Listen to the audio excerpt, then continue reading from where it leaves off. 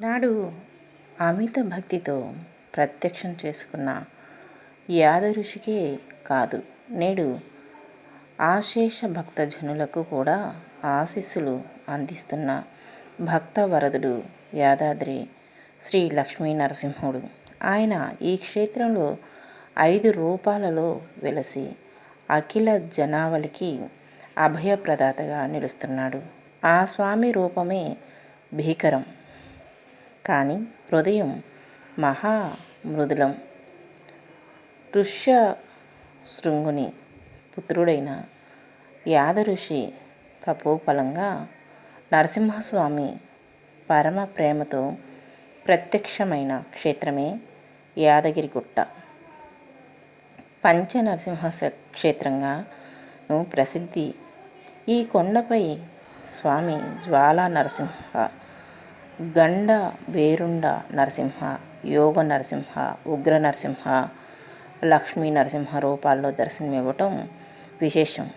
యాదాద్రిని ఋషి ఆరాధన క్షేత్రం అని కూడా అంటారు.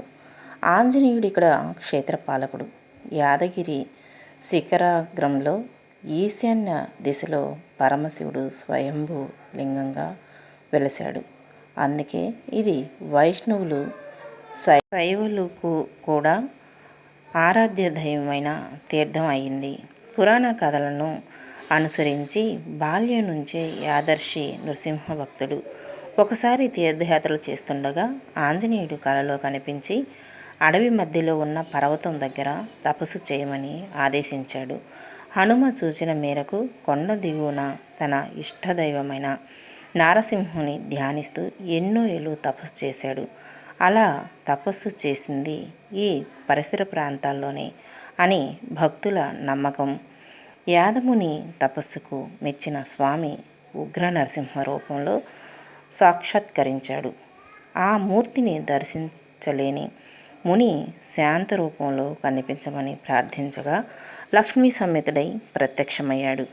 యాదర్శి కోరిక మేరకు 12 అడుగుల ఎత్తు, 30 అడుగుల పొడవైన గుహలో స్వయంభూగా వెలిశాడు. అదే లక్ష్మీ నరసింహుని రూపం. ఇక్కడ శంకు చక్రాలు, అభయ వరద ముద్రలతో స్వామి శోభిల్లటం విశేషం.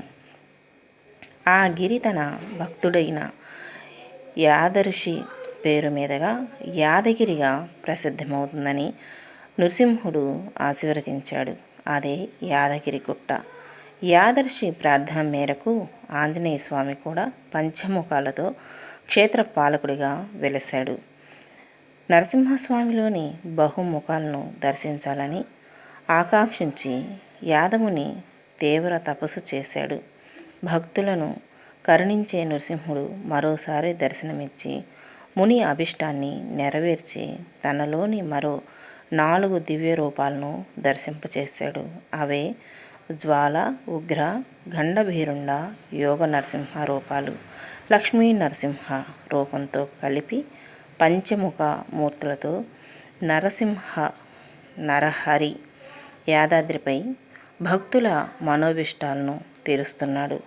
సాధారణంగా సౌమ్య భోగమూర్తులను సీతారాములు తదితరుల సతీ సమేతులైన మూర్తులు జనసంచారం ఉన్న ప్రాంతాల్లో ప్రతిష్ఠించి పూజిస్తారు. ఉగ్ర యోగమూర్తులను కొండలపైన, అరణ్యాల్లో ప్రతిష్ఠింప చేస్తారు. కానీ నరసింహుని సర్వమూర్తులను ఒకే చోట పూజించడం యాదాద్రి విశిష్టత.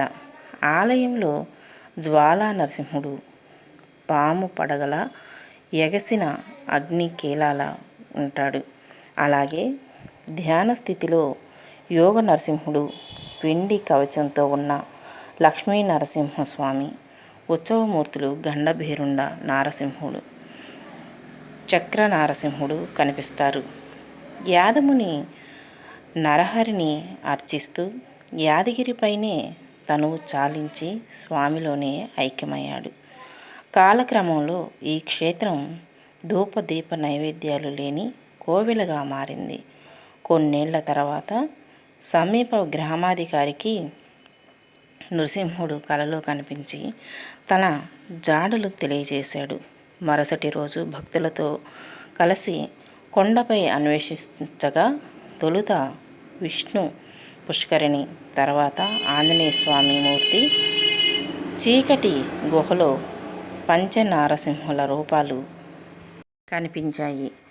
అప్పటి నుంచి స్వామికి పూజలు చేయసాగారు.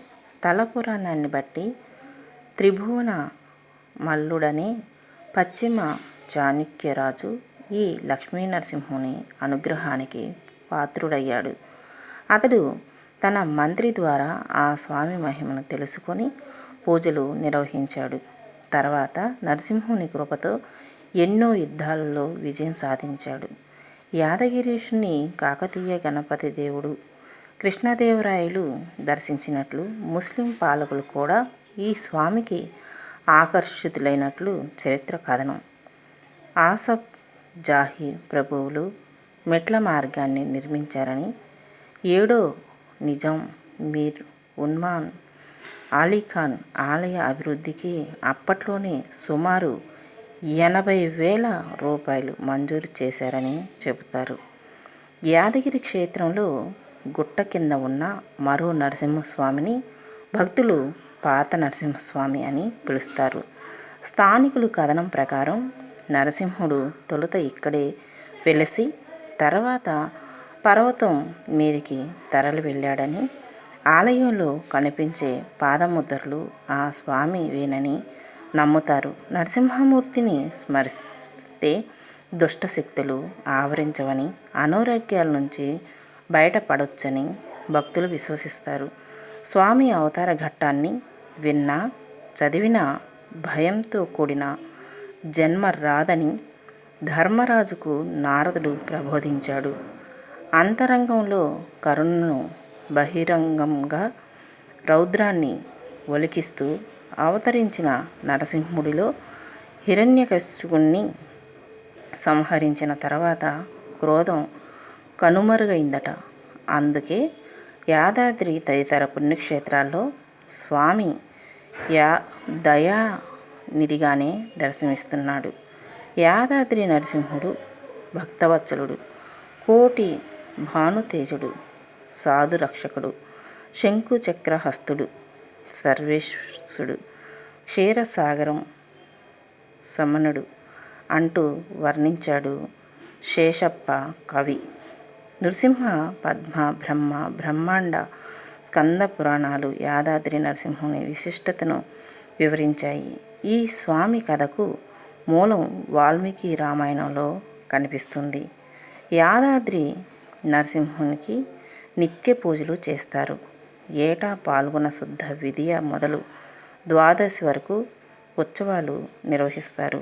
వైశాఖంలో నృసింహ జయంతితో పాటు ధనుర్మాసోత్సవం, శివరాత్రి, కృష్ణాష్టమి, శరన్నవరాత్రి పర్వదినాలు ఇక్కడ వైభవంగా నిర్వహిస్తారు. ప్రతి మనిషిని ఆ భగవంతుడు సర్వతత్రుడిగా సృష్టించాడు. అందుకే మనిషి స్వయం కృషితో ఏం సాధించాలనుకున్నా, ఏది పొందాలనుకున్నా అది అతడి చేతుల్లోనే ఉంది. మనిషి వేసే ప్రతి అడుగు అతడి జీవిత పదాన్ని నిర్దేశిస్తుంది. మనిషి జీవితంలో ఏది జరిగినా అది అతడి ఉన్నతికేనని ప్రతి ఒక్కరూ భావించాలి. నిజానికి మనిషి శారీరకంగా చాలా బలహీనుడు, నిస్సహాయుడు. పక్షిలాగా నింగిలో ఎగరలేడు, పులిలాగా వేగంగా పరిగెత్తలేడు. కానీ ఈ సృష్టిలో మనిషికున్న మానసిక శక్తి అమితమైంది, అద్భుతమైనది. అలాంటి మానసిక శక్తితోనే బలమైన ఏనుగు సైతం మావాటివాడు లొంగదీసుకుంటాడు. ఈ సృష్టిలో ఏ జీవికి లేని గొప్ప ఆలోచన సామర్థ్యం ఆ భగవంతుడు మనిషికి మాత్రమే ప్రసాదించాడు. ఆ మేధతోనే చుట్టూ ఉన్న పరిసరాలను మనిషి తనకు అనుకూలంగా మార్చుకున్నాడు. ఆశించినవి, ఇష్టపడినవి, కోరుకున్నవి పొందే శక్తి మనుషులకు మాత్రమే ఉంది. తనకున్న పూర్తి శక్తుల్ని వినియోగించుకోవాలన్న నిర్ణయమే మనిషి జీవితంలో అద్భుతాలు సృష్టిస్తుంది. సుడిగాలి చుట్టేంతవరకు గాలి బలం తెలీదు, ఉప్పెన పోటెత్తేంతవరకు నీటి బలం తెలీదు. మొలకెత్తేంత వరకు విత్తనం బలం తెలీదు. అలాగే మనిషి మీద మనకు నమ్మకం, విశ్వాసం ఉన్నంత వరకు మన బలం మనకు తెలీదు. జీవన పోరాటం, నమ్మకం, విశ్వాసం ఉన్నంత వరకు జీవన పోరాట సమయాలలో స్వశక్తి మనల్ని ముందుకు నడిపిస్తుంది. మానసిక శక్తి మీద మనకు నమ్మకం ఉండాలి. ఆ నమ్మకమే అసాధ్యులను సుసాధ్యులు చేస్తుంది. 100 యోజనాల సముద్రాన్ని దాటి సీతజాడ కనిపెట్టాలి. వానరులు ఎవరూ ఆ సాహసం చెయ్యలేకపోయారు. అప్పుడు జాంబవంతుడు హనుమంతుడితో, నీ పరాక్రమం, ప్రతిభ గురించి రాముడికి తెలుసు. అందుకే నీకు ఉంగరాన్ని ఇచ్చాడు. ఆ రాముడు నమ్మకాన్ని నిలబెట్టి నీవే సముద్ర లంఘనం గావించాలి అన్నాడు. ఆ ప్రోత్సాహంతోనే హనుమంతుడు సీత జాడ తెలుసుకొని రామకార్యాన్ని పూర్తి చేశాడు. కష్టాలు పర్వతమంతగా కనిపించిన పరిస్థితులన్నీ భయంకరంగా ఉన్నా భీతిల్లకూడదు. పట్టుదలతో చేసే ఏ ప్రయత్నమైనా విజయాన్ని చేకూరుస్తుంది. మనం కోరుకున్న స్థాయికి ఎదగటానికి అన్ని అవకాశాలు ఉన్న, శక్తి సామర్థ్యాలు పుష్కలంగా ఉన్న ఏదో పిరికితనం, ఆందోళన మనల్ని వెనక్కి లాగుతుంటాయి. కురుక్షేత్ర యుద్ధంలో ఆయుధాలతో సిద్ధంగా ఉన్న గురువులు బంధుజనాన్ని చూసి అర్జునుడు కలత చెంది గాంధీవం జారవిడిచాడు. ఈ విజయం వల్ల ఒనగూడే రాజ్యం అవసరం లేదు అన్నాడు. వెంటనే శ్రీకృష్ణుడు అర్జునుడికి స్వధర్మం గొప్పతనాన్ని వివరించి భగవద్గీతను బోధించి కర్తవ్యోపమానాన్ని చేశాడు. ఒక్కొక్కప్పుడు నిత్య జీవితంలో ఎదురయ్యే సంఘటనల వల్ల మనసు అలజడికి లోనవుతుంది. అయినా ప్రయత్నాలు ఆపకూడదు. మన బలహీనతలను బలాలుగా మార్చుకోవాలి. భయాలను, మానసిక దౌర్బల్యాలను అధిగమించాలి. జీవితంలో అన్నీ మనల్ని సంతోషపెట్టేవే జరగవు. దుఃఖం కలిగించే సంఘటనలు ఎదురవుతాయి. అప్పుడు కూడా దైవంపై విశ్వాసం కోల్పోకూడదు. శ్రీకృష్ణుడు ముకుత యుద్ధభూమిలో గీత ఆవిర్భవించింది. అంపశయ్యపై ఉన్న భీష్ముడు విష్ణు సహస్రనామాన్ని లోకానికి అందించాడు. చీకట్లను చీల్చుకునే ఉషోదయకాంతులు లోకానికి వెలుగునిస్తాయి. అందువల్ల ఎన్ని కష్టాలు ఎదురైనా ఎవరికి వారే తమ మేధాశక్తితో ముందుకు సాగాలి. వ్యక్తిత్వాన్ని వికసింపచేసుకోవాలి. అప్పుడే ఎలాంటి వారైనా అనుకున్నది సాధిస్తారు. ప్రహ్లాదుడు ఎప్పుడూ నారాయణ నారాయణ నారాయణ అంటూ నామజపం చేస్తూ, ఆయన నామాన్ని కీర్తనలుగా పాడుకుంటూ ఆయనలో లీనమైపోయి ఆయన్నే మమేకం చేసుకొని ఆయన గానాల్ని అంత అద్భుతంగా పాడుకునేవాడు.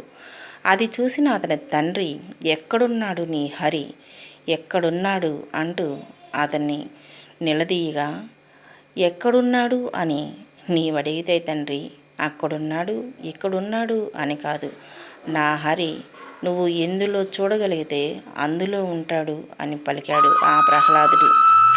ప్రహ్లాదుడు తండ్రి స్తంభాన్ని మీద పగలగొట్టగానే ఆ స్తంభంలో నుంచి ఉగ్ర నరసింహుడు ఎంతో అద్భుతంగా దివ్య దర్శనంతో కనిపిస్తాడు. నిజమే, నీ హరి ఉన్నాడు అంటూ ప్రహ్లాదుడు తండ్రి పలకగా అప్పుడు జరిగిన సన్నివేశం అందరికీ తెలిసిందే. అలాగే మన శక్తి అనేది కూడా ఎక్కడో ఉండదు, మనలోనే ఉంటుంది. అది కొంతమందికి తెలుస్తుంది, మరి కొంతమందికి నీలో ఈ శక్తి ఉంది, నువ్వు గ్రహించుకో అంటే అప్పుడు ఆ శక్తిని బయటికి తీసుకుంటారు. అలాగనే మనిషి అనేవాడు ఎప్పుడు ఎవరి మీద ఆధారపడకూడదు. తనకంటూ తనకు తెలియకుండానే ఒక గొప్ప శక్తి తనలో దాగి ఉంటుంది. భగవన్ నామస్మరణ చేసుకొని ఒక్కసారి ఆ శక్తిని మనం బయటికి తీసుకురాగలిగాము అంటే ఇక మనకంటూ ఎదురనేదే ఉండదు. అంత గొప్పగా మన జీవితాన్ని మనమే తీర్చిదిద్దుకోగలం. అందుకే మనిషి రాత బ్రహ్మ రాస్తే ఆ బ్రహ్మరాతను మార్చి రాయగలిగే శక్తి ఒక్క మనిషికి మాత్రమే ఉంటుంది అంటారు పెద్దలు.